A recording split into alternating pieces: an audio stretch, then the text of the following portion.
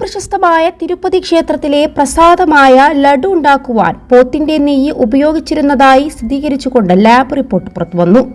ജഗൻമോഹൻ റെഡ്ഡിയുടെ നേതൃത്വത്തിലുള്ള മുൻ സർക്കാരിന്റെ കാലത്ത് തിരുപ്പതി ക്ഷേത്രത്തിൽ വിതരണം ചെയ്ത പ്രസാദം ഗുണമേന്മ ഇല്ലാത്തതാണെന്നും ലഡു തയ്യാറാക്കാൻ നെയ്യിന് പകരം മൃഗക്കൊഴുപ്പാണ് ഉപയോഗിച്ചതെന്ന ആന്ധ്ര മുഖ്യമന്ത്രി ചന്ദ്രബാബു നായിഡുവിന്റെ ആരോപണം കൂടുതൽ ശക്തമാക്കുന്നതായാണ് ലാബ് റിപ്പോർട്ട് വ്യക്തമാക്കുന്നത്.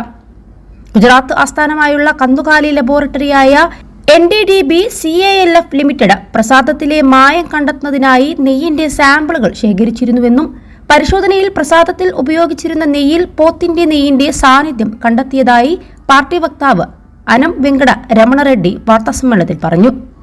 പ്രസ്തുത ലാബ് റിപ്പോർട്ടും അദ്ദേഹം വാർത്താസമ്മേളനത്തിൽ പ്രദർശിപ്പിച്ചു.